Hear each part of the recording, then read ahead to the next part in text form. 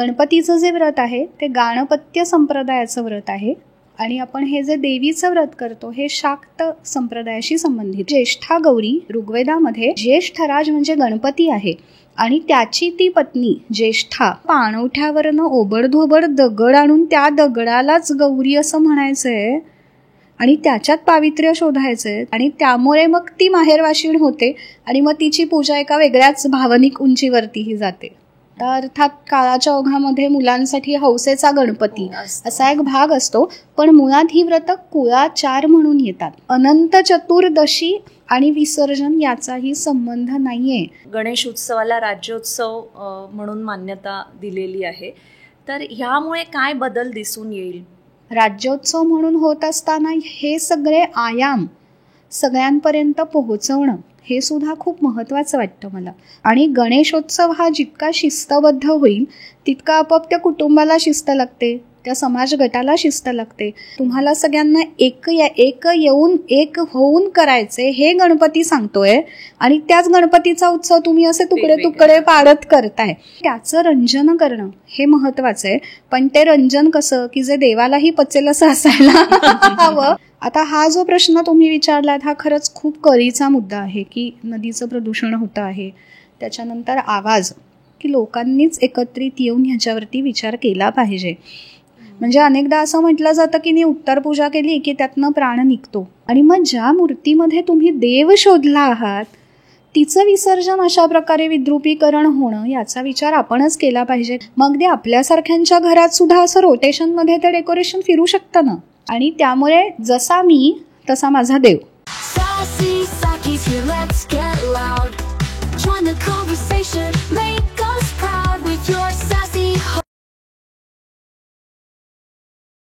नमस्कार, सासी सखीमध्ये आपलं पुन्हा एकदा स्वागत आहे. श्रावण सुरू झाला आहे आणि श्रावण उत्सवाबरोबरच आपल्याला वेध लागतात ते गौरी गणपतीचे. खरं तर हल्ली इन्फ्लुएन्सर, ब्रँडिंग, मार्केटिंग ह्यामुळे मूळ सणांचं स्वरूप बदलत चाललं आहे. गौरी गणपती या सणांमागची खरी संकल्पना, खरा हेतू आणि खरा आनंद काय आहे ही जाणून घेण्याची आज गरज आहे. आणि म्हणूनच आपल्यासोबत आज आहेत धर्मशास्त्र संशोधक आर्या जोशी. वेलकम आर्या. आर्या, तुमचं खूप खूप स्वागत आहे सासी सखीमध्ये. धन्यवाद. नमस्कार तुम्हाला आणि आपल्या सगळ्या प्रेक्षकांना सुद्धा. गौरी गणपती एकत्र येतात, यामागे काय कथा आहे? सर्वप्रथम या प्रश्नाचं उत्तर देण्याआधी मला सासी सखीचं अभिनंदन करावंसं वाटतं आहे. आपण परत एकदा भेटतो आहोत या निमित्ताने आणि आपल्या सगळ्यांची ना आता या आधुनिक काळामध्ये मातीशी थोडी नाळ तुटत चालली आहे, किंबहुना तुटलीच आहे असं म्हणायला हरकत नाही. आणि ही जी व्रतं आहेत ना, गौरी गणपती प्रचंड अमाप उत्साहाने आपण ही साजरी करतो घरात, सार्वजनिक ठिकाणी. आता गणपती जगभरात पोहोचलेला आहे आपला. परंतु या सगळ्या व्रतांचा संबंध हा थेट निसर्गाशी किंवा ह्या व्रतांची ही पाळंमुळं ही आपल्यासारखीच मातीशी जोडलेली आहेत. आणि त्या मातीशी असलेला जो संपर्क आहे ना, त्यामुळे त्याच्यातला एक साधेपणा, त्यातलं चैतन्य हे या सगळ्या व्रताचं मूळ आहे खरं तर. आणि त्यामुळे हा विषय आज तुम्ही घेतलायत, मला खूप छान वाटलं आणि त्यामुळे अभिनंदन करावंसं वाटलं की महत्त्वाचा विषय आपण समाजापर्यंत पोहोचवतोय. तर आता तुमच्या प्रश्नाकडे मी येते. गौरी आणि गणपती हे आपल्याला मुख्यतः उत्सव म्हणून सगळ्यांना माहिती आहेत. म्हणजे आषाढी एकादशी झाली की मग आपल्याला वेध लागतात गौरी गणपतींचे. तर ही खरं तर पाठोपाठ येणारी व्रतं आहेत. भाद्रपद शुक्ल तृतीया या दिवशी आपण हरितालिकेचं व्रत करतो. भाद्रपद चतुर्थीला आपण गणेश स्थापना करतो आणि त्याच्याच नंतर अनुराधा नक्षत्र जेव्हा असतं त्या अनुराधा नक्षत्रावरती आपण गौरींचं आवाहन करतो. ज्येष्ठा नक्षत्रावरती त्यांचं पूजन करतो म्हणून आपण त्यांना ज्येष्ठा गौरी असं म्हणतो आणि मूळ नक्षत्रावरती आपण त्यांचं विसर्जन करतो. आणि मग त्याच्यानंतर येतं ते अनंत चतुर्दशीचं व्रत आणि गणपती बसतात त्याच्या दुसऱ्या दिवशी ऋषीपंचमीचंही व्रत असतं. तर मला हे सांगायला खूप आवडेल आधी की ही एकापाठोपाठ एक येणारी व्रतं आहेत, त्यामुळे आपण गौरी गणपती असं सहज म्हणतो, पण मुळामध्ये ही दोन वेगळी व्रतं आहेत. गणपतीचं जे व्रत आहे ते गाणपत्य संप्रदायाचं व्रत आहे आणि आपण हे जे देवीचं व्रत करतो हे शाक्त संप्रदायाशी संबंधित आहे. म्हणजे गणपतीचे जे उपासक आहेत ते गाणपत्य आणि शक्तीचे म्हणजे देवीचे जे उपासक आहेत त्यांना आपण शाक्त म्हणतो. आता ह्या दोन व्रतांमध्ये खरं तर फरक आहे.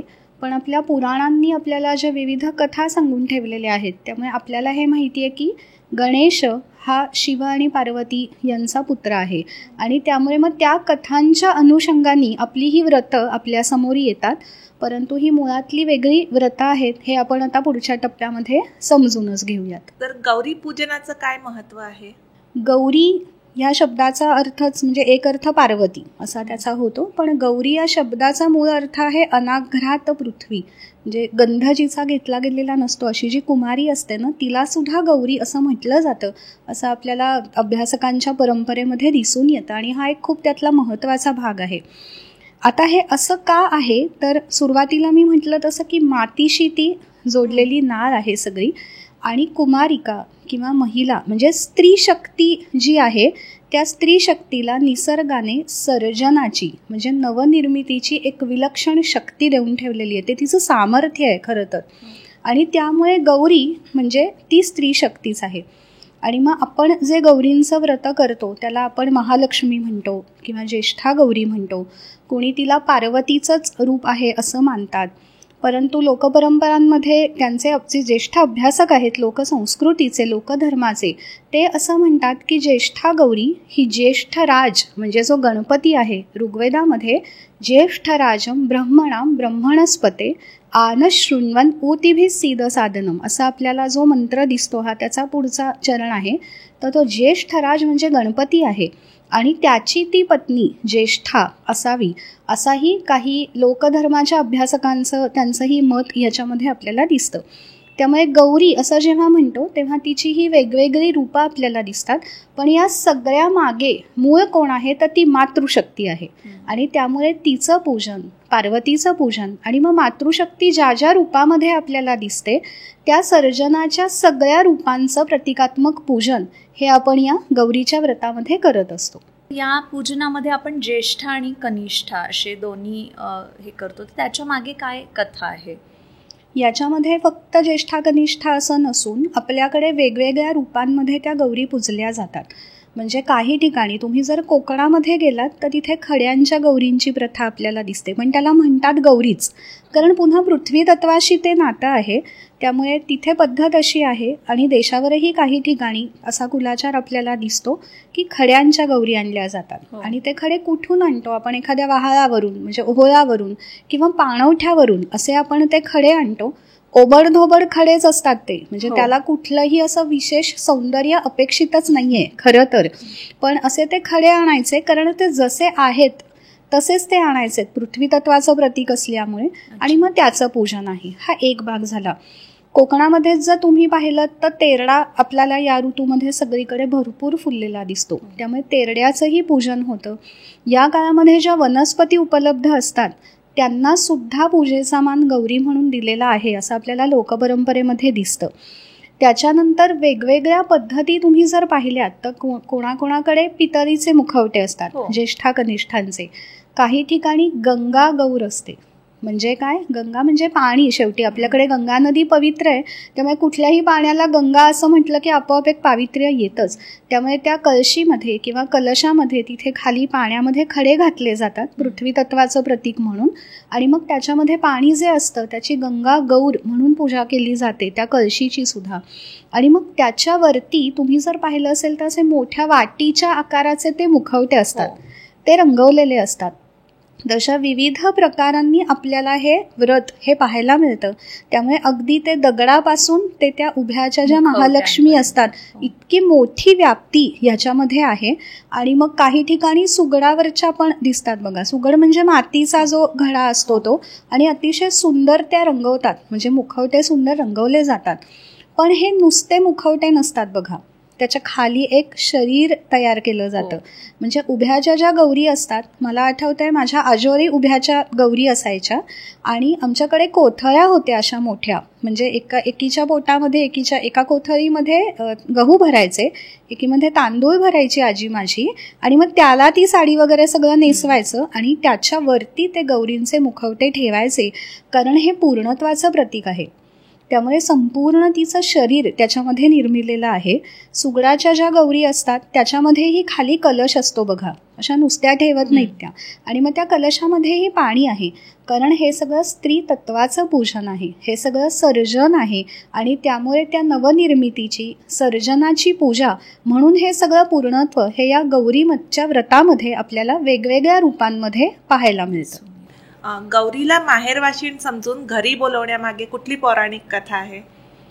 पौराणिक कथेपेक्षा मला असं वाटतं की हे सगळं पुन्हा लोकधर्माशी जोडलेलं आहे आणि ते मला अधोरेखित करायला जास्त आवडेल, कारण विविध ग्रंथांमध्ये आपल्याला विविध व्रतांचे संदर्भ मिळतात, पण हे ग्रंथ वाचणारी मंडळी तशी खूप कमी आहेत. त्यामुळे तसं थोड्या लोकांपर्यंत हे ज्ञान पोहोचत होतं.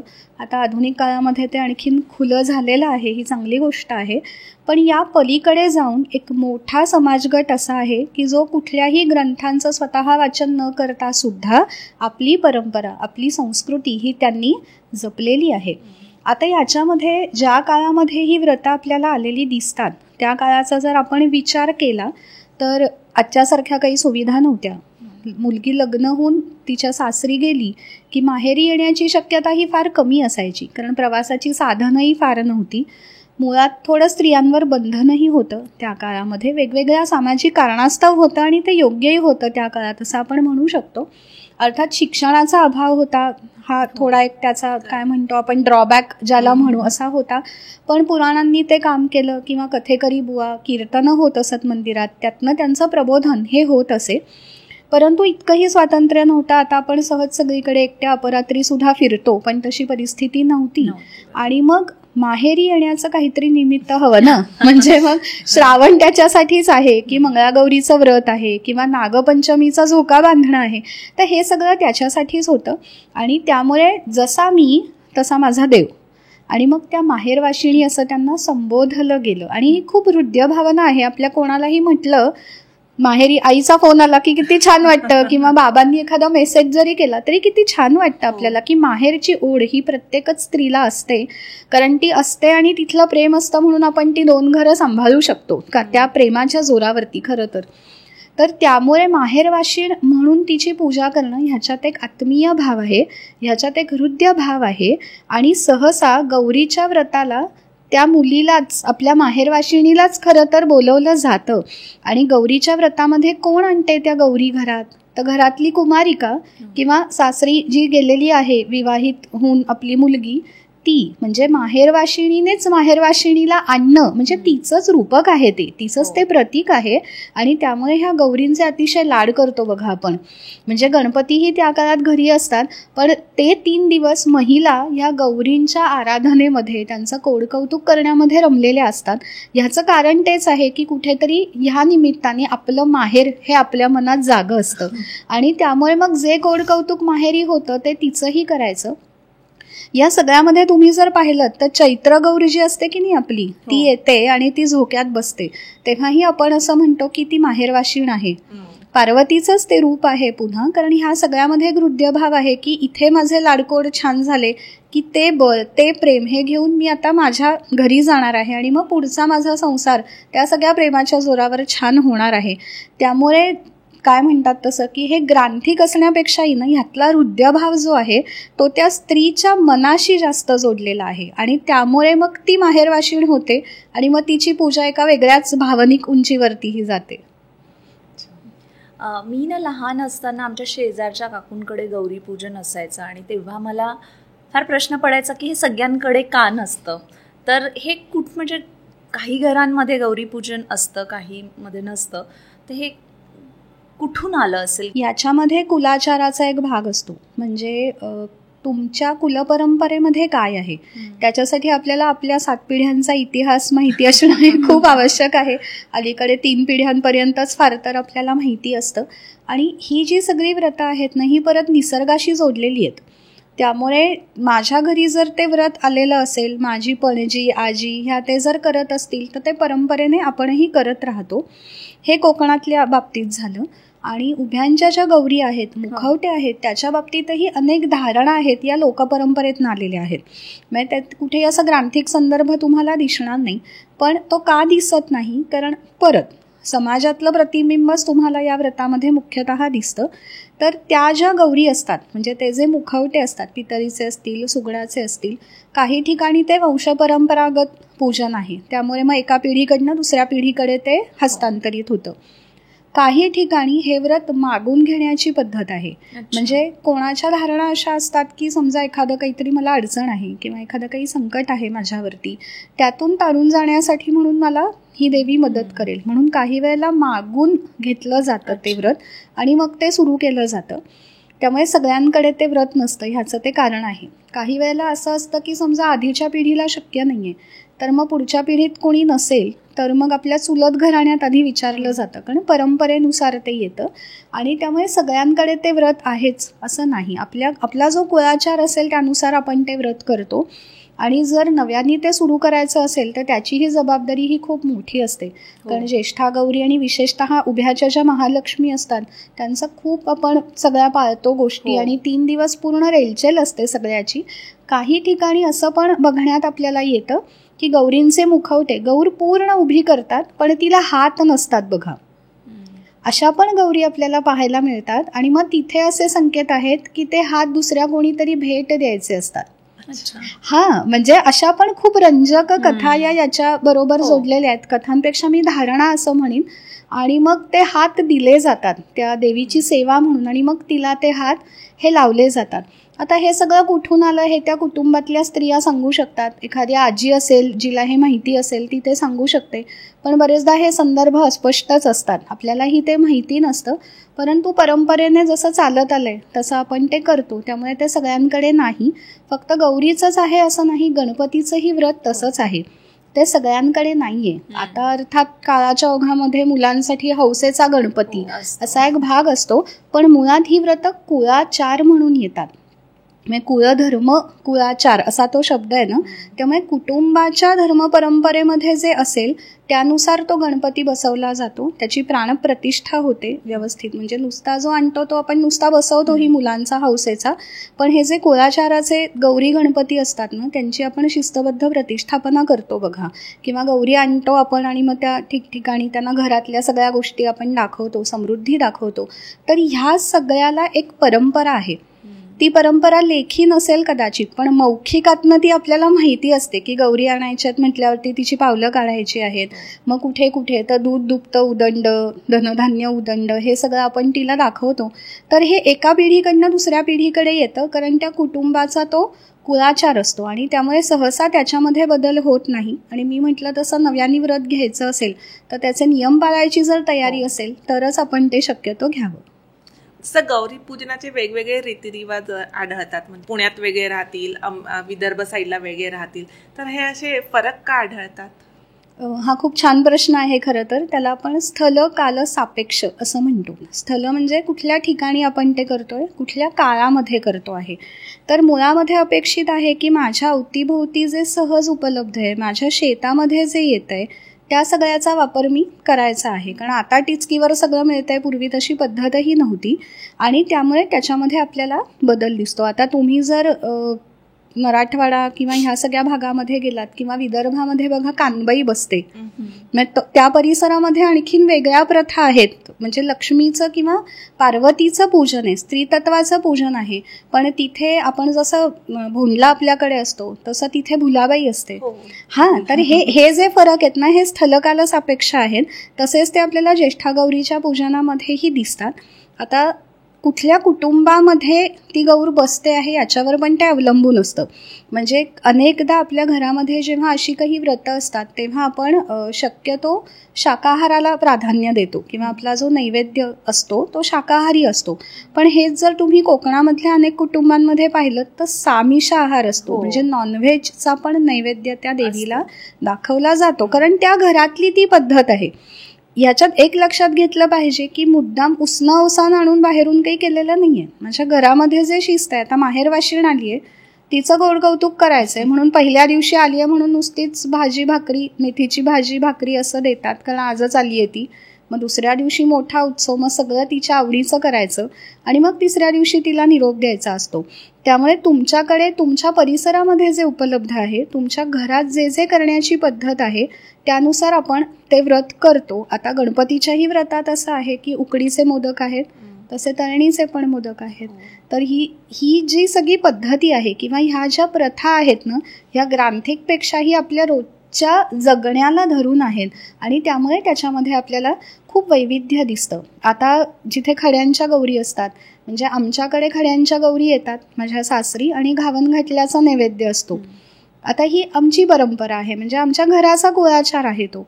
पण माझ्या आजोळी मी पाहिलं होतं की ते 16 भाज्या, कारण उभ्यांच्या गौरी, मग 16 भाज्या आणि ते कानोले आणि मग तो पूर्णावरणाचा सगळा स्वयंपाक असतो. म्हणजे आमच्याकडे माझ्या सासरीही असतंच ते. आपण जेव्हा सवाष्ण बोलवतो जेवायला तेव्हा हे सगळं करतो. पण गौरीशी संबंधित जर तुम्ही पाहाल तर घावन घातला आहे आणि इथे 16 भाज्यांचा तो नैवेद्य आहे.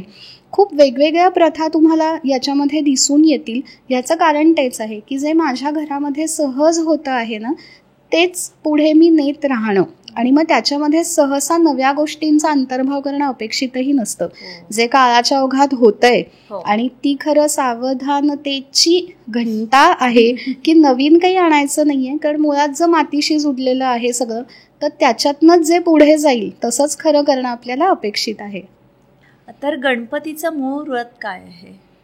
आपण सुरुवातीला जसं बोललो तसं ज्येष्ठा गौरी व्रत हे एक वेगळं व्रत आहे आणि गणपतीचं जे व्रत आहे ते गाणपत्यांचं व्रत आहे. आता गणेश पुराण, मुद्गल पुराण ही जी पुराणं आहेत ती आपल्याला ह्या गणपतीच्या व्रताविषयी माहिती देतात. आणि त्याच्यामध्ये एक मला आवर्जून सांगावंसं वाटेल की आपल्याकडे प्रत्येक महिन्याला, म्हणजे चैत्र ते फाल्गुन ज्या चतुर्थी येतात त्या प्रत्येक चतुर्थीसाठी एक वेगळं व्रत सांगितलेलं आहे, गणपतीचं सुद्धा. हे आपल्याला माहिती नसतं, कारण आपल्याला फक्त गणेश चतुर्थीचं व्रत किंवा फार तर फार माघी चतुर्थी म्हणजे गणेश जन्म ज्या वेळेला केला जातो अशा 2च चतुर्थी माहिती असतात, किंवा संकष्ट चतुर्थीचं व्रत आपण करतो. पण ह्या प्रत्येक चतुर्थीला एक व्रत वेगळं वेगळं जोडलेलं आहे. पण आपण जो गणेशोत्सव करतो ना, त्याच्यामध्ये गाणपत्य संप्रदायाचं जे व्रत आहे त्याला पार्थिव गणेश व्रत असं म्हणतात. पार्थिव, पृथ्वी असा मूळ शब्द आहे. मी जे पहिल्यापासून सांगते ना की हे मातीतनं आलेलं आहे आणि त्याचा खूप सुंदर आशय असा आहे. गाणपत्य काय आपल्याला सांगतात की पार्थिव गणेश कशासाठी, तर ते व्रत खरं तर श्रावण शुक्ल चतुर्थीला सुरू होतं, लक्षात घ्या, आणि भाद्रपद शुक्ल चतुर्थीला ते संपतंय. अनेक व्रत आहेत, त्यातलं हे एक व्रत आहे पार्थिव गणेश व्रत. आणि आषाढामध्ये पाऊस भरपूर असतो, नदीला पूर आलेला असतो आणि त्याच्याबरोबर भरपूर गाळ वाहून आणला जातो. श्रावणामध्ये थोडी ती जमीन सेटल झालेली असते तशा अर्थी, म्हणजे तो गाळ स्थिर असतो आणि ऊन पाऊस असतं, रिमझिम पाऊस असतो, त्यामुळे तुम्ही नदीवर जाऊ शकता स्नानाला. तर तसं नदीवर जायचं, स्नान संध्या आपलं जे काही आन्हिका असेल ते करायचं. आणि तो जो गाळ आहे, आता लक्षात घ्या, हा जो गाळ आहे हा आता बसलाय, म्हणजे ती माती आता मोल्ड होऊ शकतेय. आणि त्यामुळे मग ती माती घ्यायची आणि आपल्या अंगठ्या एवढ्या गणपतीची मूर्ती तयार करायची तिथे बसून. आणि मग अथर्वशीर्षाचा अभिषेक करायचा, 16 उपचारांनी पूजा करायची आणि लगेच ते तिथेच तो गणपती विसर्जन करायचा आहे. असं 1 महिन्याचं व्रत सांगितलंय. अच्छा, किती छान आहे हे. एक महिना रोज जायचंय. आणि हे कसं आहे, गाणपत्य संप्रदाय म्हणजे जे गणपतीचे भक्त आहेत किंवा साधक आहेत त्यांच्यासाठीचं हे व्रत आहे खरं तर. आणि ते महिन्याभराचं व्रत आहे आणि ते व्रत भाद्रपद शुक्ल चतुर्थीला संपतं. पण दुसरं एक व्रत गणेश पुराणांनी सांगितलंय ज्याला सिद्धिविनायक व्रत असं म्हटलं जातं. ते व्रत भाद्रपद शुक्ल चतुर्थीच्या दिवशी केलं जातं. आता रिद्धी आणि सिद्धी आपल्याला माहिती आहेत, त्यातली एक त्याची शक्ती आहे, एक त्याची पत्नी आहे, असं असतं पुरुष देवतांमध्ये. तर त्यामुळे ते सिद्धिविनायक व्रत जे आहे ते त्या भाद्रपद शुक्ल चतुर्थीला होतं आणि हा पार्थिव गणेश व्रताचा संदर्भ आहे. त्यामुळे या व्रतांचा जर आपण विचार केला तर आपल्याला लक्षात येतं की मूळ व्रत हे मातीशी जोडलेलं आहे आणि ते पार्थिव गणेश व्रत हे महिन्याभराचं आहे आणि सिद्धिविनायक व्रत जे आहे ते 1च दिवसाचं असतं. आणि गणेश पुराणांनी सांगितलंय की मग तुम्ही ते 5 वर्ष करा, 10 वर्ष करा, त्याचं उद्यापन करा. तर या सगळ्याचा जेव्हा आपण विचार करतो तेव्हा आपल्याला लक्षात येतं की अशी वेगवेगळी व्रतं एकत्र येऊन आत्ताचा आपला गणेशोत्सव हा आपल्याला समोर दिसतो.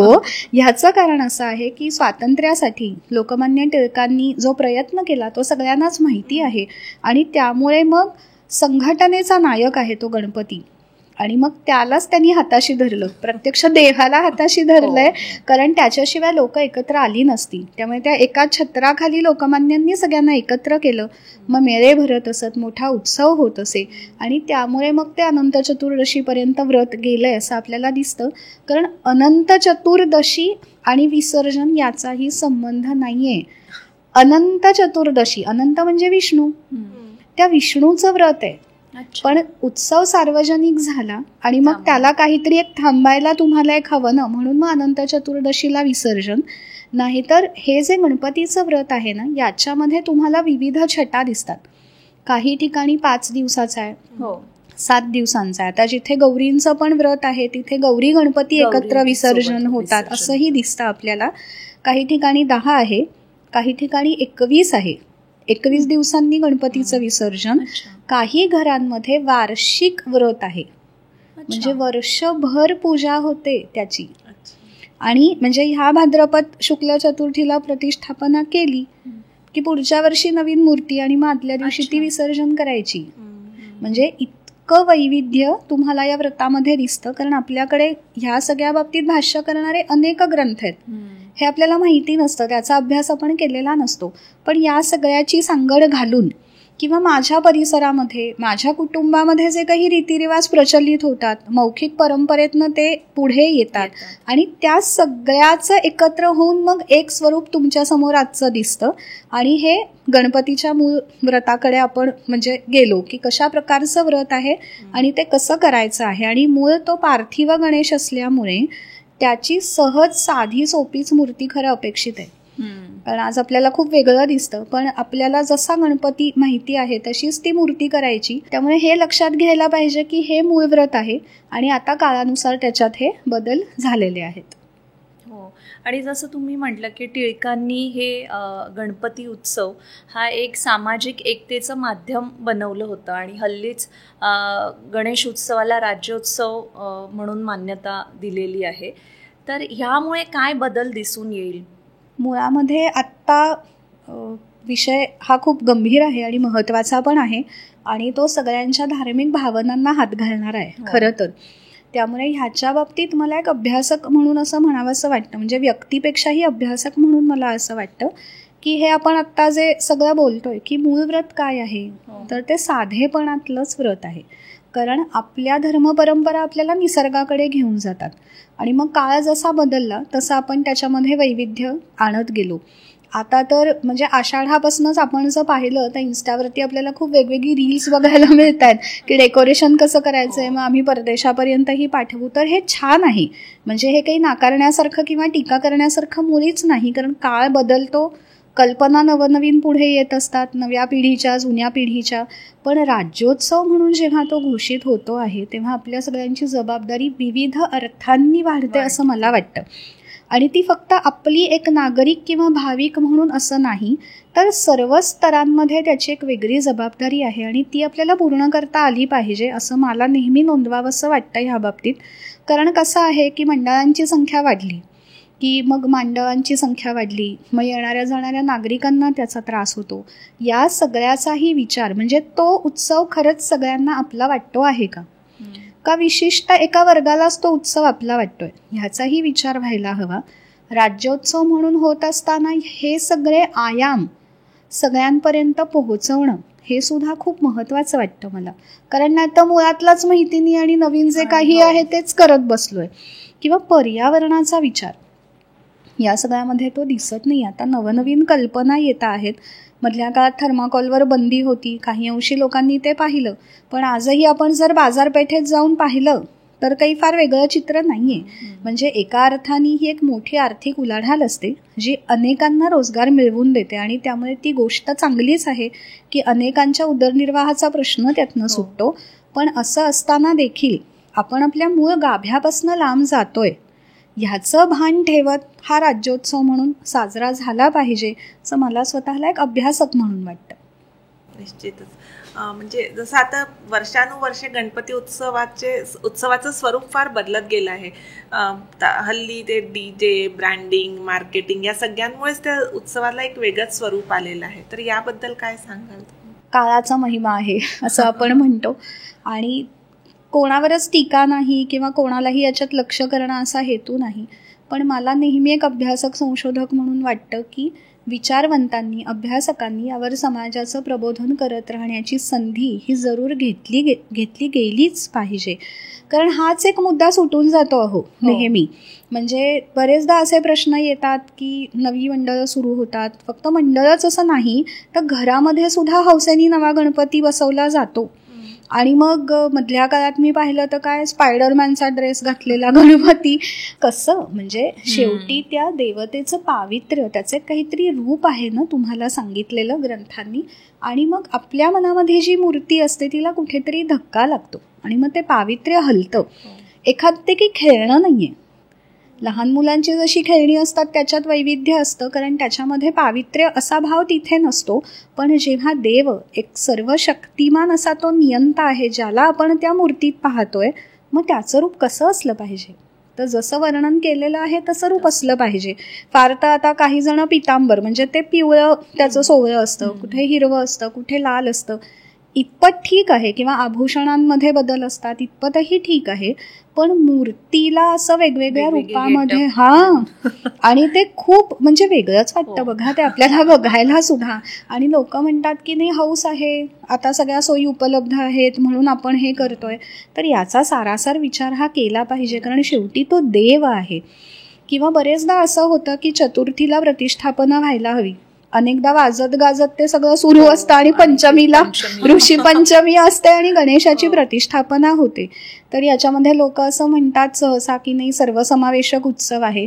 मग तो सर्वसमावेशक असल्यामुळेच मला वाटतं ते बलस्थान आहे की तुम्ही समाजातल्या सगळ्या गटांना संबोधित करू शकाल, त्यांना एक शिस्त देऊ शकाल. आणि गणेशोत्सव हा जितका शिस्तबद्ध होईल तितका आपोआप त्या कुटुंबाला शिस्त लागते, त्या समाज गटाला शिस्त लागते. अनेक गणेश मंडळं खूप सुंदर उपक्रम करत असतात. म्हणजे आपण बघतो अगदी रक्तदान शिबिरापासून ते काही आपत्ती आली तरी सुद्धा गणेश मंडळं त्याच्यामध्ये खूप चांगलं योगदान देत असतात. पण मग उत्सवाच्या दरम्यानच जिथे कुठे हे थोडं मागे पुढे होते त्याच्यावरती सगळ्या गणेश मंडळांनी एकत्र येऊन काहीतरी सारासार विचार केला पाहिजे. त्याला ज्या आपल्या रचना आहेत पूरक मदत करणाऱ्या त्यांनी सुद्धा हातभार लावला पाहिजे. प्रयत्न नक्की चालू आहे, आपल्याला ते दिसतंय. पण ज्या दराने प्रयत्न चालू आहेत त्या दराने त्याची यशस्वीता आपल्याला दिसत नाहीये, कारण खूप मोठं मनुष्यबळ या सगळ्यामध्ये गुंतून पडलेलं आहे. किंवा ढोल ताशा उत्साहाने वाजवला जातो, डीजेपेक्षा तो बरा असं अनेकदा लोक म्हणतात. पण अनेकदा आपल्याला असं दिसतं की सोसायट्यांमध्ये बरेचदा ह्याचे सराव चालू असतात. घरात वयस्कर माणसं असतात, आजारी माणसं असतात, काही वेळेला अगदी हॉस्पिटल्सच्या जवळ सुद्धा सराव चालू असतात. तर या सगळ्यावरती राज्योत्सव जेव्हा होतो आहे ना तर हे सगळं नियंत्रित झालं पाहिजे. नाहीतर मग तो उत्सव नको तो उत्सव असं जे होतंय. आणि पर्यावरणाचा विचार त्याच्यामध्ये व्हायला हवा. खूप वेळ चालणाऱ्या मिरवणुका, तर ह्याच्यामध्ये सुद्धा आपण विचार केला पाहिजे की अनेक नागरिकांची ह्याच्यामध्ये गैरसोय होत असते. आणि हे फक्त मी नागरिक म्हणून नाही सांगत आहे, अभ्यासक म्हणूनही सांगते. कारण मूळ व्रत असंच आहे, तो गणपती तिथे मूर्ती तयार करायची आणि लगेच विसर्जन करायची. किंवा 4थ्या-5व्या दिवशी वाजत गाजत विसर्जन करा, इतपत ठीक आहे. पण त्या वाजत गाजतची व्याप्ती इतकी झाली आहे की ते म्हणजे अवघडच झालंय आता सगळं. तर त्यामुळे एक शिस्तबद्धता, मला माहिती आहे की एका रात्रीत हे बदल होणार नाहीत, पण राज्योत्सव म्हणून घोषित झालाय तर पुढच्या 5-7 वर्षांमध्ये रचना अशा बांधल्या गेल्या पाहिजेत की ज्या या सगळ्यावरती मार्गदर्शनपर नियंत्रण असं काहीतरी करतील. कारण आपण जर असं म्हटलं की नाही हे या शिस्तीत झालं पाहिजे तर लोक असं म्हणू शकतात की नाही आमचा उत्साह आहे आणि आम्ही या पद्धतीत करू. तर ते जरूर करा, पण त्याचा मूळ आशय समजून घेऊन आणि तो सगळ्यांना उत्सव आपला वाटेल या पद्धतीने आणि पर्यावरणाचाही त्याच्यामध्ये मूळ गाभा न हरवता या पद्धतीने हा संपूर्ण गणेशोत्सव व्हावा अशा प्रकारचा विचार हा आपण सगळ्यांनी मिळून खरं तर केला पाहिजे. म्हणजे ही फक्त गणेश मंडळांची जबाबदारी नाही. आपल्या परिसरात जी मंडळं असतात आपणही तिथे जाऊन काहीतरी योगदान दिलं पाहिजे, त्यांना काही सूचना केल्या पाहिजेत. नुसत्या सूचना न करता आपणही त्याच्या अंमलबजावणीमध्ये सहभाग घेतला पाहिजे. तर अशा प्रकारे एकत्वाचाच उत्सव आहे ना तो. गणपती सगळ्यांना एकत्रच आणतोय, तो संघटनेचा अधिपती आहे. त्यामुळे आपण सगळ्यांनी एक दिलानी हे केलं पाहिजे. छोटी छोटी मंडळं जशी बाहेर दिसतात ना, तशी अनेकदा सोसायट्यांमध्ये पण एकाच सोसायटीच्या परिसरामध्ये 3-4 गणपती असतात. आणि ह्याचं कारण हे मूळ गणेशोत्सवापासून आपण लांब जातोय. अनेकदा असं होतं की मला इथे काहीतरी हवंय आणि म्हणून मग मी माझा गणपती आता वेगळा बसवतो. तर ह्या मूळ व्रतापासून तुम्ही लांब जाताय. तुम्हाला सगळ्यांना एक होऊन करायचे हे गणपती सांगतोय आणि त्याच गणपतीचा उत्सव तुम्ही असे तुकडे तुकडे पाडत करताय. त्यामुळे मुळात स्वतःच्या अहंकाराचं विसर्जन. कुठल्याही व्रतामध्ये हे अपेक्षित आहे की माझा अहंकार मी सोडणं आणि एकत्वाने सगळ्यांनी येऊन काम करणं हे याच्यामध्ये महत्वाचं आहे. तर देवही प्रसन्न होईल आणि आपल्या सगळ्यांनाही त्याचा पूर्णांशाने आनंद मिळेल असं मला वाटतं. तर हल्ली गौरी डेकोरेशन स्पर्धा किंवा गणपती उत्सवामध्ये फॅशन शो असं खूपच वेगवेगळे प्रकार चालले आहेत आणि त्या सणाचं मूळ पावित्र्य जे आहे ते हरवत चाललं आहे. तर आजच्या आपल्या पिढीला किंवा आपल्या मुलांना जर त्या उत्सवाचं, त्या सणाचं खरं महत्त्व, खरी संस्कृती आपल्याला पटवून द्यायची असेल तर एक पालक म्हणून किंवा एक सजग नागरिक म्हणून आपण काय करू शकतो?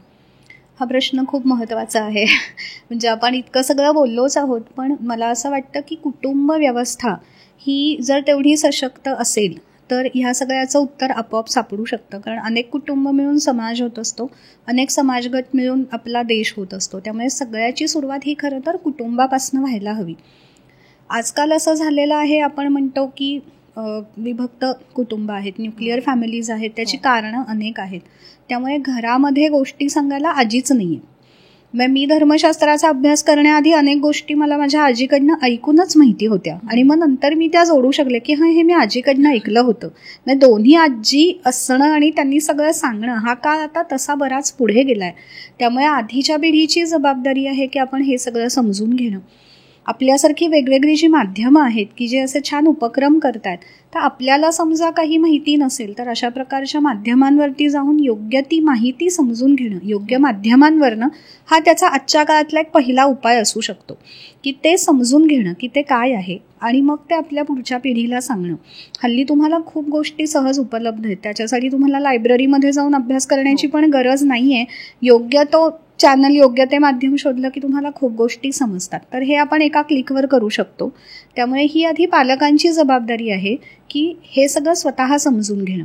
माझी परंपरा म्हणून ते आपण समजून घेतलं की आपल्या मुलांपर्यंत ते जाईल. आणि तुम्ही ज्या गोष्टी घरात करता त्याच्यामध्ये मुलांना पण सहभागी करून घ्या.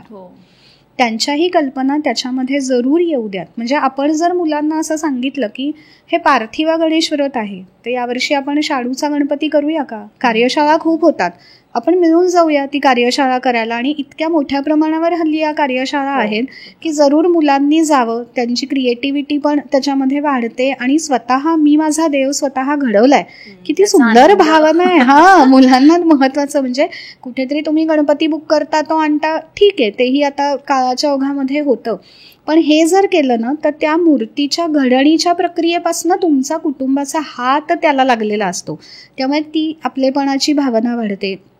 जेव्हा आपण डेकोरेशन्स वेगवेगळी करतोय तर मुलांमध्ये खूप ऊर्जा असते आणि त्यांना खूप गोष्टी सुचत असतात. त्यामुळे त्यांनाच खरं तर म्हणावं की काय करू शकतो आपण बरेचदा काय करतो, आपण निर्णय घेऊन मोकळे होतो. तर मग मुलांना विचारावं की असा गणपती आपण करूयात का? किंवा तुला काय वाटतंय, आपल्या परिसरात जे काही आहे किंवा आपल्या घरामध्ये टाकाऊतून टिकाऊ अशाही स्पर्धा अनेकदा होतात. तर अशा प्रकारचा काहीतरी विधायक वापर करून किंवा नैवेद्य करायचा आहे वेगळ्या वेगळ्या प्रकारचा, तर त्याच्याबद्दलच्या आपण आपल्या कल्पना विकसित करून आपण गोष्टी करू शकतो. हा एक त्यातला पहिला भाग झाला. आणि वेगवेगळ्या ज्या सोसायटी आहेत, सहनिवास आहेत, आता खूप मोठ्या प्रमाणावरती आपल्याला दिसतं की एकेका ठिकाणी 150-200 अशी घरं असतात एकेका सोसायटीमध्ये. तर ह्यांनी सुद्धा असं समाज प्रबोधन करणारे उपक्रम हे गणेशोत्सवाच्या थोडेसे आधी घ्यायला पाहिजेत. म्हणजे तुम्ही अभ्यासकांना बोलवा, विचारवंतांना बोलवा, ज्यांनी त्याच्यावर काही काम केलंय. असे अनेक अनुभवी गणेश मंडळांचे कार्यकर्ते पण असतात की खूप सुंदर अनुभव आहे त्यांच्याकडे, ते तुम्हाला त्याचा इतिहास सांगू शकतात. अशा मंडळींना आवर्जून बोलवणं. आणि मला तर ते औचित्याचं का वाटतं माहितीये, 15 ऑगस्ट आधी येतो, स्वातंत्र्य दिनाच्या निमित्ताने तुम्ही असा एखादा कार्यक्रम ठेवू शकता. आणि मग पाठोपाठ गणपती येतात. तर मग ह्या सगळ्याचा विचार करून अशा काहीतरी गोष्टी ह्या करता येतील. कुटुंबापासून सुरुवात, मग समाजगट वेगवेगळे एकत्र येणं, त्यांनी काहीतरी उपक्रम करणं. अशा प्रकारे जर प्रबोधनाची संधी घेता आली, कारण मी म्हटलं तसं गणेश मंडळ ही एक वेगळी रचना आहे, त्यांची काही वेगळी नियमावली आहे आणि त्यांची ध्येयधोरणं ही वेगळी आहेत. त्यामुळे त्यांनी कशा प्रकारे काम करायचे हे ते ठरवतील, म्हणजे हा कॉल त्यांचा असेल अर्थात. आणि आता गणेश मंडळं ही आता खूप जागरूक झाली आहेत आणि तीही वेगवेगळ्या पद्धतीने या सगळ्याकडे बघता आहेत. पण कुटुंबच कुठेतरी थोडं मागे राहत आहे का असं मला वाटतंय या सगळ्यामध्ये. कारण आपण खूप धावत असतो, आपल्याला वेळच नसतो. मग जे हाती असेल त्यात पटकन काहीतरी करा आणि तो उत्सव करा. याच्यापेक्षा पुरेसा आधी वेळ घेऊन त्याचं नियोजन जर आपण केलं, कारण गणेशोत्सव हा एक असा उत्सव आहे ज्यावेळी सगळे एकत्र येतात. कोकणामध्ये तर आम्ही बघतो आमच्या गावी सुद्धा की सगळे मुंबईतनं जे काम करणारे सगळी, हो एक्झॅक्टली, आणि ते ठरलेलं असतं आधी, त्याचं सगळी नोंदणी होते आणि उत्साहाने तो उत्सव होतो. तर अगदी ग्रामीण भागातल्या लोकांनी सुद्धा याचा विचार केला पाहिजे. आपण आत्ता बोलतोय हे फक्त शहरी भागापुरतं नाही, तर ग्रामीण भागातल्या कुटुंबांनीही एकत्र येऊन, कारण आता शिक्षित कुटुंब खूप आहेत, तर त्यामुळे या सगळ्यांनी एकत्र येऊन स्वतःपासून सुरुवात करावी. मग वेगवेगळ्या सहनिवासांनी याचा विचार करावा, ते गणेश मंडळांपर्यंत. अशा रचना जर आपण एकत्र बांधू शकलो आणि हातात हात घेऊन पुढे गेलो, तर ह्या उत्सवाचं आता जे काही बदलतं स्वरूप आपल्याला दिसतंय, जे थोडंसं आपल्या मुळापासून लांब जातंय, तर ते मुळात परत येण्यासाठी म्हणून, कारण आपली पाळव मुळं ही सगळी मातीत रुजलेली आहेत, त्यामुळे आपल्या संस्कृतीचा विकास हा योग्य पद्धतीने होण्यासाठी म्हणून या अशा रचना काम करू शकतील. अशा प्रकारचा एक विचार हा एक अभ्यासक म्हणून मला मांडावासा वाटतो. हो, म्हणजे सोसायटीजमध्ये असे सेशन्स होऊ शकतात की तुमच्यासारख्या अभ्यासिका येऊन मूळ काय आहे या सणांमागचं हे जर सांगितलं तर कदाचित मुलांनाही ते चांगल्या प्रकारे कळेल. कारण सध्या ते जे बघतायत, मला नाही वाटत खरंच हे कळत आहे की या सणांमागचा मूळ उद्देश काय नाही. आणि काय होतं ना, आपण जेव्हा गणेशोत्सव असं म्हटलं की गणेशोत्सव हे खूप छान व्यासपीठ असतं, गणेशोत्सवातनं कार्यकर्ता घडतो असं म्हणतात. आणि मला हे खूप वेगळ्या अर्थाने, कारण माझ्या वडिलांचं बालपण हे गिरगावात गेलं चाळीमध्ये, आणि त्यामुळे चाळीमधला गणेशोत्सव हा अनेक कलाकारांनाही घडवणारा ठरला. म्हणजे अजूनही ते आहे तसं की एक हक्काचं व्यासपीठ असतं. आपण जिथे राहतो आणि तिथला गणेशोत्सव म्हणजे शाळेत जसं स्नेहसंमेलन असतं कलागुणांना वाव देणारं, तसं. आणि आपल्या परंपरेमध्ये ना देवाचं रंजन करायला सांगितलंय बरं का.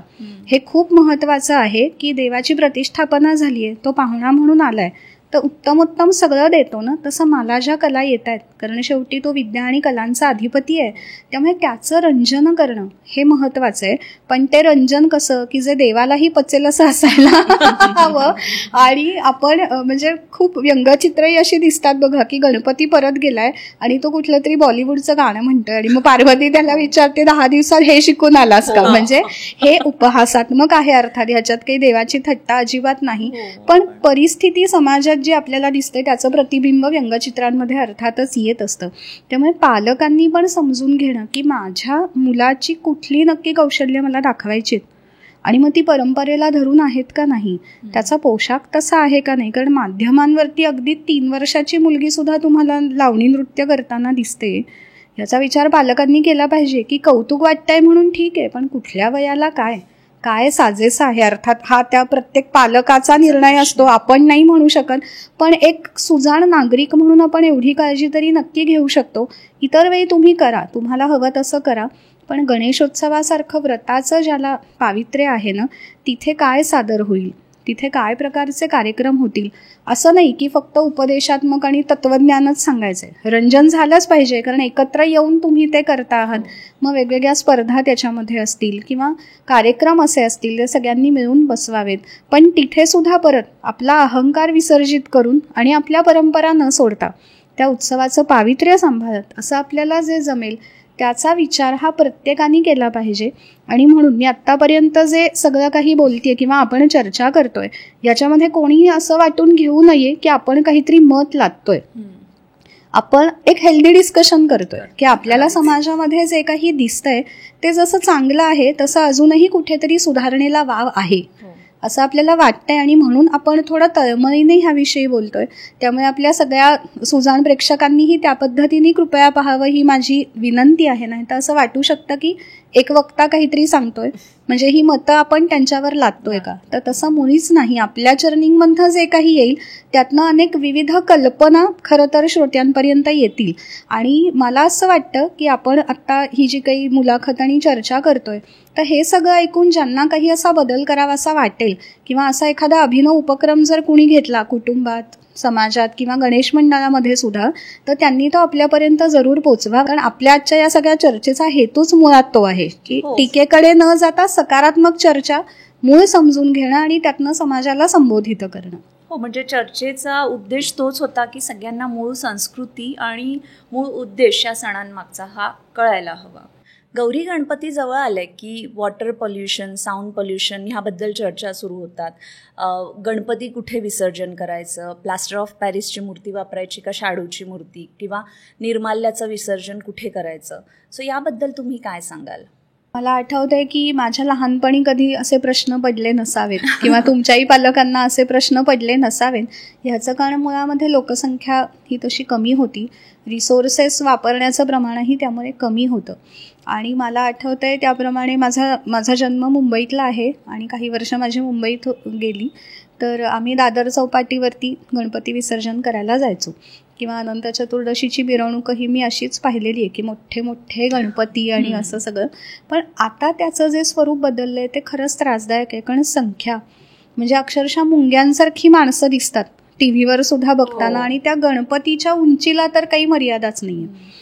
तर ह्या सगळ्याकडे आपण कसं बघतो आहोत, तर आपण सगळेजण शिक्षित आहोत आणि ज्यांना हे लक्षात येत नसेल असाही एक समाजगट आपल्या अवतीभोवती असतो, त्यांनाही याबाबतीत साक्षर आपण जरूर केलं पाहिजे. साक्षर करणं म्हणजे अक्षर ओळख असं नाही, तर चांगले विचार त्यांच्यापर्यंत आपण पोहोचवायचा सगळ्यात आधी प्रयत्न केला पाहिजे. तर उदाहरणादाखल आता माझ्या घरी ज्या मदतनीस मावशी येतात तर त्यांच्याशी माझा हा सातत्याने संवाद असतो की आज तुमच्याकडे मग काय केलंय तुम्ही, माझ्याकडे हे असं आहे. कारण त्या वर्षानुवर्ष येत असतात त्यामुळे आपल्या प्रथा पद्धती त्यांना माहिती असतात, त्या कुटुंबाचाच एक भाग असतात. आणि मग आम्ही एकमेकींच्या काहीतरी आयडियाज देवाणघेवाण करत असतो. म्हणजे अगदी परवाच आत्ता दीपामावास्येला सुद्धा आम्ही दिवे केले तर त्या म्हणाल्या ताई असे करून बघा 4 कळ्यांचे. म्हणजे ही देवाणघेवाण आहे आणि ही देवाणघेवाण जेव्हा होते तेव्हा त्या व्यक्तीला असं नाही वाटत की तुम्ही त्याला काहीतरी उपदेश करताय. आपल्याकडे बघून अनेक गोष्टी अशी विविध मंडळी ही शिकत असतात. त्यामुळे ती संधी घेणं आणि त्याच्यामध्ये कोणालाही कुठलाच कमीपणा खरं तर वाटू नये. जे चांगलं आहे ते स्वीकारणं. लहान मुला बालदपी सुभाषितम ग्राह्यम, लहान मुलांनी सुद्धा एखादी गोष्ट सांगितली, चांगला विचार, तर तो आपल्याला स्वीकारता आला पाहिजे. आता हा जो प्रश्न तुम्ही विचारलात हा खरंच खूप कळीचा मुद्दा आहे की नदीचं प्रदूषण होतं आहे, त्याच्यानंतर आवाज, या सगळ्यावरती आपण इथे बसून काही म्हणण्यापेक्षा मला असं वाटतं की लोकांनीच एकत्रित येऊन ह्याच्यावरती विचार केला पाहिजे. किंवा ढोल ताशांचं जे प्रमाण आहे आता त्याच्यामध्ये पण आपण बघतो की तो पोशाख कसा असावा, किती वाद्य वाजली जावीत. तरुणाईचा सळसळता उत्साह आहे तो अर्थात, त्यामुळे त्याला विरोध नाहीच. पण खरंच ह्या सगळ्याकडे आपण कसं पाहतो आहोत हे आपण आधी पाहिलं पाहिजे. बरेचदा काय होतं, आपल्या आनंदासाठी आपण फक्त स्वतःचाच विचार करतोय अलीकडे, दुसऱ्याचा विचार करायला आपण शिकणं हे खूप गरजेचं आहे. आणि हे या व्रतांच्या निमित्तानेच आपण करू शकतो, जी व्रतं मोठ्या उत्सवाच्या स्वरूपात आपल्यासमोर येतात. आता मुळामध्ये मी म्हटलं तसं गणपतीचं मूळ व्रत आहे हे तुम्हाला नदीकिनारीच करायचे किंवा विसर्जन नदीत का, तर ज्या काळामध्ये हे ग्रंथ लिहिले गेले त्यावेळी नद्या प्रवाही होत्या. आता तसं नाहीये ना. आता तुम्ही शहरीकरणाच्या सगळ्या रेटामध्ये ती नदी आहे का नाही, त्या नदीचं अस्तित्व सुद्धा राहिलेलं नाहीये. आणि अनेकदा लोकांचं असं दिसतं आपल्याला की त्यांना नदीमध्येच विसर्जन करायची असते ती मूर्ती. तर मी काही लोकांना असं सुचवूनही पाहिलं की अहो आता तिथे नदी नाहीये. म्हणजे बरेचदा कॉर्पोरेशन पाणी सोडतं पुण्यामध्ये जर आपण, तर त्यावेळी खडकवासल्यातनं पाणी सोडलं जातं. पण खरंच पुढे जाऊन त्या मूर्तीचं काय होतं, म्हणजे अनेकदा असं म्हटलं जातं की मी उत्तर पूजा केली की त्यातनं प्राण निघतो. अरे पण तू पूजनीय मूर्ती आहे ना, म्हणजे ती निर्जीव आहे असं म्हटलं तर तिचं काही होऊन चालेल का? आपल्या मोबाईलला एक स्क्रॅच गेला तरी आपण किती लगेच हवालदिल होतो आणि जाऊन लगेच बदलून आणतो की नाही हे काहीतरी वेगळं वाटतंय बरं का मला. आणि मग ज्या मूर्तीमध्ये तुम्ही देव शोधला आहात तिचं विसर्जन अशा प्रकारे विद्रुपीकरण होणं याचा विचार आपणच केला पाहिजे. कारण काय होतंय, त्या सगळ्या उत्सवी मागे आपण हे मूळ सगळं विसरतोय, परत तिथेच येतोय आपण. त्यामुळे निर्माल्य हा एक मोठा प्रश्न आहे. निर्माल्य विसर्जनाचे पण अनेक उपक्रम आपल्याकडे काही लोक खरंच करतात. म्हणजे मध्ये एका संस्थेबद्दल मला समजलं होतं की ते सगळं निर्माल्य म्हणजे फुलं सगळी घेतात, त्याच्या पाकळ्या करतात आणि तिथल्या महिला त्याच्यापासून उदबत्त्या तयार करतात. तर हे छान आहे. किंवा धूपकांडी त्याची तयार केली जाते. तर त्यामुळे जेव्हा मोठ्या प्रमाणामध्ये हे सगळं होतंय तर ते जर तुम्ही पर्यावरणपूरक केलं ना, तर ते जसं म्हणतात की मातीतून येसी मातीतच मिळसी, तसं जे तिथून येतंय ते तिथेच परत नेणं हे तुम्हाला सोपं जातं. जे मातीत मिसळत नाहीये अशा गोष्टी जर आपण वापरल्या तर तो अल्टिमेटली कचराच होणार आहे आणि त्याचा आपल्या सगळ्यांना अनुषंगाने त्रास होणार आहे. आपल्या नद्या खराब होणार आहेत आणि आजारपणही पसरतं, कारण दुर्गंधी पसरते. विल्हेवाट लावूच शकत नाही तुम्ही त्या गोष्टींची. चिखल असतो, पाऊस असतो, पावसाळ्याचे दिवस असतात. तर त्यामुळे त्या निर्माल्याचं विसर्जनही कसं करायचं. आता महानगरपालिका खूप छान उपक्रम हल्ली करते की ती विसर्जनाची गाडी तुमच्या सोसायटीपर्यंत येते. तर असं करणं असेल किंवा मूर्ती दान करणं असेल. मूर्ती नवीन हे आहे बरोबर. कारण काय होतं, मग ती मूर्ती पुन्हा चांगली करून ती वापरली जाते. त्यामुळे मुळामध्ये हे विसरताच कामा नये की हे देवाचं काम आहे. आपण म्हणतो तसं देवाचं काम करत असताना मला जसा आनंद मिळणार आहे तसा निसर्गालाही आनंद मिळायला हवा, कारण निसर्गाशी ते संबंधित आहे. पत्री आपण ज्या वाहतो, 21 पत्री गणपतीला व्हायला सांगितल्यात. गणेश पुराणातही त्याचं एक एक नाव घेऊन ते कशी व्हायची हे सांगितलंय. पण आता तुम्ही जर बाजारामध्ये गेलात तर तुम्हाला खरंच त्या ऑथेंटिक वनस्पती मिळतात का? आपल्याला ते ओळखूही येत नाहीत. आणि मग त्याचं काय होतं पुढे? त्याची योग्य व्यवस्था आपण करतो आहोत का? मग मला जी 4 माहिती असतील, माझ्या अंगण परिसरात जी असतील तेवढीच आणा. काही नाही तर दुर्वा या ऋतूमध्ये सगळीकडे असतातच. मग नुसत्या दुर्वा जरी गणपतीला वाहिल्या तरी पुरेल. त्यामुळे आपण जे काही वापरतो आहोत त्याचा इतरांना त्रास होणार नाही आणि उत्सवाच्या शेवटी किंवा व्रताच्या शेवटी त्याची मला योग्य ती व्यवस्था लावता येते आहे की नाही. हे खूप महत्वाचं आहे. हे खूप महत्वाचं आहे. आणि त्यामुळे त्याचा विचार हा सुरुवातीच्या पूर्वतयारीतच व्हायला हवा. काही कल्पना खूप छान आहेत, म्हणजे ज्याच्यामध्ये आता आमचे अनेक परिचित असे आहेत की जे स्वतःच्या शेतातली माती देतात, सांगतात याची मूर्ती करा आणि मग ती मूर्ती आम्हाला परत द्या. किंवा जे ते सहज परत मातीत मिळू शकतं अशा प्रकारचे विविध उपक्रम. किंवा बीज गणेश नावाचा उपक्रम आहे बघा की त्याचं झाड होतं परत. तर आता हळूहळू या सुधारणा आपल्याला दिसतात. आता काही वेळेला असं असतं की आर्थिकदृष्ट्याही सगळ्यांना ते शक्य होईल असं नाही, पण आपण जरूर विचार करावा की आपल्याला जर माती आणून घरामध्ये ती छोटी मूर्ती जर करता आली तर त्याचं पावित्र्यही राहतं. आणि परत मला हे वाटतं की उत्सवाच्या आधीच ह्याचा विचार करा. मी हे छान छान सगळं झालं, मी फोटो काढले, मी रील्स केले, इकडे टाकले तिकडे टाकले, मी छान साडी नेसले, हे सगळं होणारच आहे. आणि मला वाटतं की आपण सासी सखीला उद्देशून बोलतोय तर घरातल्या गृहिणीची ही जबाबदारी आहे, ही का आईची जबाबदारी आहे की ह्या सगळ्याचा शेवट कुठे होणार आहे. आपण बरेचदा आणतो बघा, लोकांकडेही आपण जाताना दर्शनाला नैवेद्य घेऊन जातो, काहीतरी प्रसाद घेऊन जातो जो नैवेद्य म्हणून आपल्याला परत म्हणजे सगळं चालू असतं हे सगळं आपलं. तर या सगळ्यामध्येही विचार करायला पाहिजे की खूप प्लास्टिक त्याच्यामध्ये वाया जातं. त्याचा विचार आपण कसा करणार आहोत. आता सगळ्यांना काही घरी करून नेणं शक्य नाही हे मला सुद्धा मान्य आहे, पण मग त्याच्या व्यवस्था तुम्ही कशा लावणार आहात. किंवा गणेशोत्सवामध्ये आपल्या जे कचरा वेचक असतात ना त्यांची मला खरंच खूप दया येते. काय काय असतं आणि ते सगळं घेऊन एकत्र त्याचा वेगळे वर्गीकरणाचा विचारही अनेकदा करत नाहीत. काही ठिकाणी आहे की ओला कचरा सुका कचरा, मग ओल्या कचऱ्यामध्ये हे सगळं निर्माल्य आणि हे जाऊ शकतं, पण बरेचदा तसं लोक करत नाहीत. म्हणजे निर्माल्य कचऱ्यात देणं हाही एक म्हणजे नाही पटत. एक्झॅक्टली. पण मग अशा वेळी काय करावं की मग काहीतरी रचना अशा असतात. सोसायट्यांमध्ये आता गांडूळ खत प्रकल्प वगैरे असतात किंवा आपल्या परिचित ज्यांच्याकडे जागा आहे, जमीन आहे, त्यांना आपण विचारावं ना की आमच्याकडे हे एवढं निर्माल्य जमा झालंय, हे तुमच्या मातीमध्ये तुम्ही काहीतरी हे करू शकता का? किंवा ज्यांचे बंगले आहेत असे आपले कोणी स्नेही असतील की तुमच्या इथे असा खड्डा आहे का, हे आपण करूयात आणि हे खत होईल शेवटी त्याचं. म्हणजे काय की अल्टिमेटली एकमेकांशी संवाद साधतच याची उत्तरं आपल्याला शोधायची आहेत. आणि मग नंतर आता हे सगळं झालंय, आता मी काय करू असं म्हणण्यापेक्षा पूर्वनियोजनामध्येच जर या गोष्टींचा विचार असेल, किंवा मला मी आमच्या गावामध्ये काही कुटुंबांना हे सुचवलं होतं की थर्माकॉलचा वापर, लोकांना एक हौस असते नाही ते छान दिसतं डेकोरेशन केलं. मी त्यांना असं म्हटलं की तुम्ही दरवर्षी नवीन कशाला आणता? कोकणातल्या गावी आमच्या येतात ना, तर मुंबईहून येताना ते हौसेनी आणतात. मी त्यांना असं सुचवलं होतं हे तुम्ही फिरतं ठेवा. म्हणजे समजा तुमच्या घरी यावर्षी तुम्ही ते आणलंय तर ते पुढच्या वर्षी तिच्या घरी जाईल, तिच्या घरचं माझ्या घरी येईल. असं रोटेशन मध्ये डेकोरेशन वापरता येतं ना, नाविन्य पण असेल. एक्झॅक्टली. कारण नाही तर काय होतं, ते वापरलं की ते थर्माकॉल आता कुठेतरी मला हे करायचंय, किंवा हल्ली खूप सुंदर वेगवेगळ्या प्रकारचे कापडापासूनच्या पण गोष्टी येतात आणि एकदा वापरलं की आपण 5 वर्ष परत वापरत नाही, कारण आपल्याला नाविन्य हवं असतं. मग ते आपल्यासारख्यांच्या घरात सुद्धा असं रोटेशन मध्ये ते डेकोरेशन फिरू शकतं ना. छान हा, मी ही आयडिया दिली होती गावामध्ये की असं काय होतं, काही वेळेला आपल्याला असं वाटतं मला शक्य आहे घेणं, तुम्ही वापरलेलं मी कशाला वापरू. पण ते वापरणं म्हणजे काही मी साडी तुझी मी नेसते असं म्हणण्यासारखं नाहीये. ते देवासाठी पावित्र्यपूर्वक जे काही तिथे मांडलेलं आहे आणि ते ना त्या काळामध्ये आपण अतिशय सांभाळून जपून वापरतो बघा सगळं. आणि निसर्गाचा विचार आहेच याच्यात. नक्कीच आहे. त्यामुळे हे असं रोटेशनमध्ये जर वापरलं ना, म्हणजे अनेक गोष्टी त्या गौरींच्या व्रतात सुद्धा मला ते वाटतं की खूप महिला उत्साहाने, ते मला तर बघून आमच्या मावशींकडे पण असतं आणि मला माहिती असतं की त्या खूप उत्साहाने ते सगळं करतात. मी म्हटलं तुम्हाला दमायला नाही का होत? तर त्या म्हणतात नाही, गौराई आली आहे ना, माहेर वाशिण आली आहे. मग कसं, म्हणजे हे छान आहे, नृत्यभाव आहे.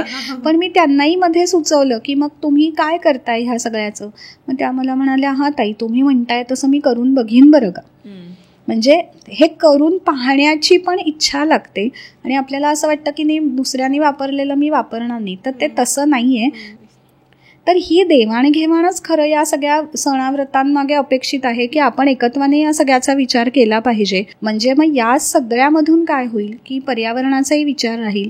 नदीचं प्रदूषण हा एक विषय आहे, तर बादलीत विसर्जन करणं हा त्याच्यावरती एक उपाय असतो. अनेक लोक हल्ली चांदीची मूर्ती घरात घेऊन येतात. विचारायचं होतं की तुम्ही जी मूळ संकल्पना सांगितली आहे गणपती उत्सवाची, की त्याच्यामध्ये मातीचा गणपती बनवायचा आणि त्याचं पूजन करून परत विसर्जन करायचं, तर मग गणपतीची मूर्ती ही मातीचीच असायला हवी का? कारण बरीच लोकांचं हेच असतं की विसर्जन करतो आपण, मग परत नदीच्या पाण्यात ते हे होतं, त्याच्यामुळे मातीची न आणता एकदाच चांदीची आणायची आणि त्याच मूर्तीचं पूजन करायचं. याच्यामध्ये आता एक प्रश्न असा असतो की जेव्हा तुम्ही अशा बहुमोल धातूचा वापर करता तेव्हा ते सगळ्यांना शक्य होतं असं नाही. हा त्यातला पहिला महत्त्वाचा व्यावहारिक मुद्दा झाला.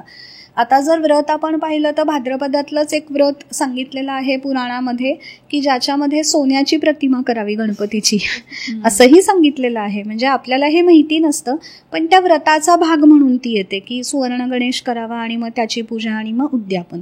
पण मुळात आपलं जे व्रत आहे, आपण जे आता ज्या व्रताबद्दल बोलतोय ते पार्थिवच आहे. त्यामुळे ज्यांना शक्य आहे त्यांनी खरं तर ती मातीचीच करावी. आता आपण त्या हरताळका सुद्धा ज्या आणतो ना, तर मूळ ते शिवलिंग वाळूच करायचंय. हो कारण पुन्हा निसर्गाशी जवळीक आहे. माझ्या अवतीभोवती जी सहज वाळू माती आहे तीच मला वापरायची आणि त्याचं शिवलिंग करायचंय.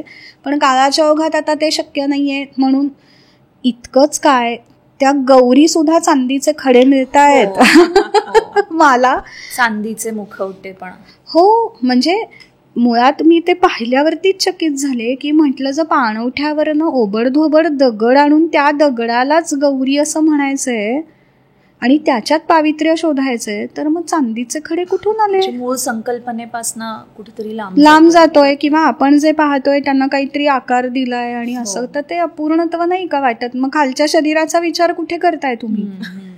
गौरी म्हणजे गौरीचं फक्त चेहरा नाही, मुखवट्याच्या गौरी जेव्हा उभ्या करतात तेव्हा पूर्ण देह तिचा असतो ना. किंवा अगदी कलशावर गौर असली तरी तो खालचा देहाचंच प्रतीक आहे ते, तिथे जे आपण मांडतो तो.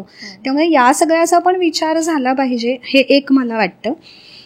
आता गणपतीचं तुम्ही जे म्हणता आहात, तर ज्यांना शक्य आहे कुठल्या केसेसमध्ये तेही मी तुम्हाला सांगते.